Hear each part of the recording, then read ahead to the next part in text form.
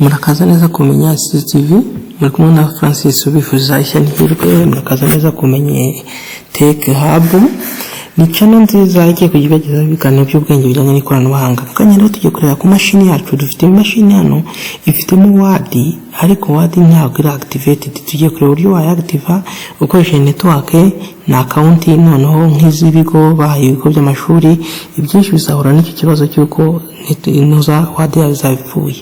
Urugero mfunguye nka Word, nshaka mu Microsoft Word, hareba urugero nk'ubu urabona ko ukuntu isa ntinagaragara. Ndayifungura ifunguke Microsoft Word, irahita imbaza warning. Ikigo warning gushyira mu product ikintu kwangu bayabaye expired rwose. Ibaye expired kugira ngo uzayikoreshe biragora cyane.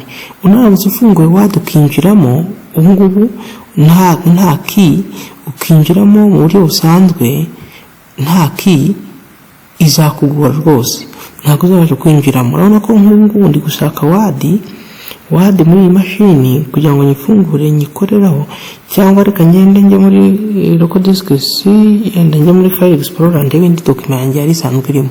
Nk'urugero yari isanzwe irimo ibamo, ariko ugiye gukoreka inshyashya ntiyagukundira.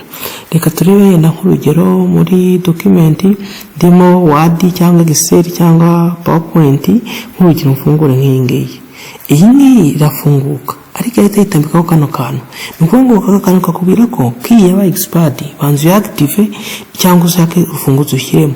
Nk'ubu Word yanjye yafungutse rwose, irafungutse, ariko ifite icyo kibazo cy'uko nk'ubu nta kindi kintu ureba hano hejuru ibihari. Iyi warning ikiguha irakubwira ngo activate, nuko ngo zino za menu zo hejuru zabaye deactive, nta kintu kimwe wakora kuri mashini muri Word yawe.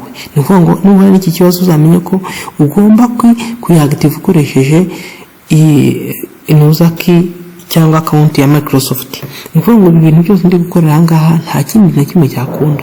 Iyi no size yayiguhaye nta kindi wakora usibye kuzuka yaactive. Reka rero turebere hamwe ko wayaactive ikabasha gukora neza, zino zikaba activated, zino menu na submenu. Amaribon urabona ko nta nimwe ikora rwose, usibye kujya muri file ugafungura isanzwe irimo, nabwo nta kintu wakwandikamo.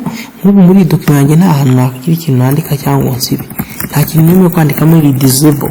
Urabona ko nta kintu nemeye gutypingamo. Reka rero ko tuyaactive. Kugira ngo tuyaactive turaza hano kuri ijambo handitseho activate, cyangwa uzi hano hejuru handitse sign in. Activate ndahakirika, nyuma kirika leta imbwira ngo create account cyangwa login kuri account. Ugomba kubita konti ya Microsoft. Nje kuri nishyiramo account nishyiremo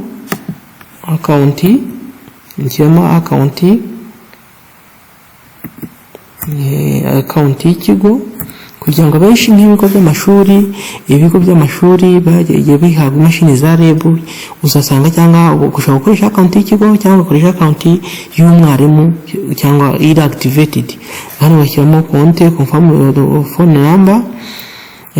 number,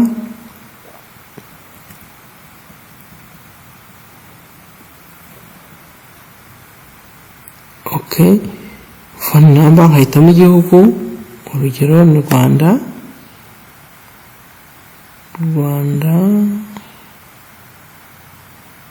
Okay, siri inyuma nayinkoza akakosa.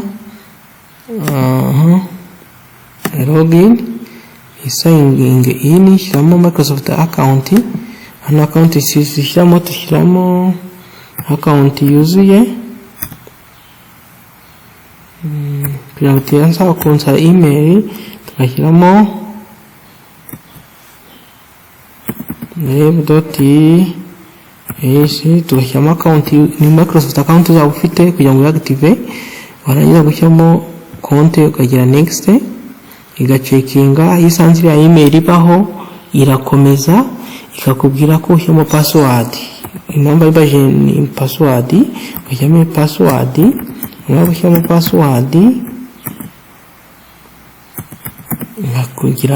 hagira sign in. Nuko ngo gusaba account ya Microsoft, hagira yes, nkinjiramo ngategereza akanya gato. ibi ugomba kubikora ufite network ni ukuvuga ngo ni email ya Microsoft igomba kuba iri registered kuri device. Ni ukuvuga ngo rero iyo tumaze kuactiva ari amano turaristatinga cyangwa tukajya gutema machine igahita yongera ikaba umuryi Word Microsoft Word yawe ikaba activated ku buryo nta byaki iri gukubaza. Kose ubu igiye kugira mu kanya turitegereza ihita irangira account added to this account tukajya tugiye okay, tugategereza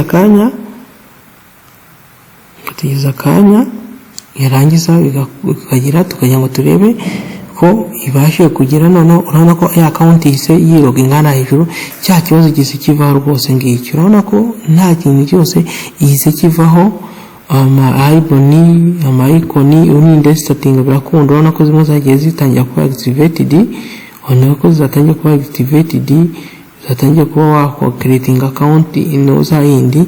Igisigaye no kuko none kuri setting cyangwa kora check update ya IT bakunda rwose ubu byakunze nemere kuza kuba kwandikamo mu kanya bigakunda.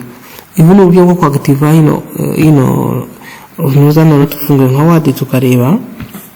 Turango fungura nka right click tukagira new Microsoft Word document ikaba created, tukayifungura tukareba ko noneho urabona ko ya manuals yabaye activated yama menu na submenu. Urabona ko ndi kwemererwa kwandikamo noneho urabona ko yabaye activated rwose. Dore ndi kwemererwa kwandikamo nkandikamo icyo nshaka noneho ubu mu gihe ya mbere yari yanze kuba activated iyo noneho yakunze. Urabona ko ama menu na submenu yabaye activated muri kose mu gihe gitoya. Mureke mubona ko hano hejuru ziri gukora neza. Ibi ngibi uzabikora mu gihe ufite account yaki imashini yanyu ari izageze zihabwa naki mwahawe ni na REB cyangwa mufite account. Ni mufite account urabona ko nemeye gusavinga none nemeye gukora ibintu bitandukanye. Cyane muri file nkanarebamo naho nasanga byakunze rwose.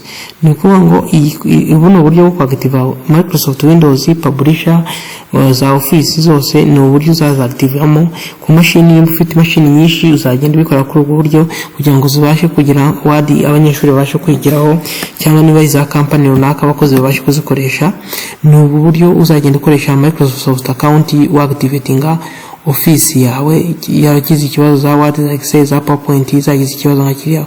Ni kuri buryo wabikoramo. Murakoze mukaba Mwarimu Francis wifuza ishya niwe mukomeza mukoresha like kumenyi ICT, kumenyi ICT TV cyangwa kumenyi Hub Tech Hub, mugenda mubona amakuru atandukanye. Murakoze Mwarimu Francis wifuza ishya niwe. Ciao ciao.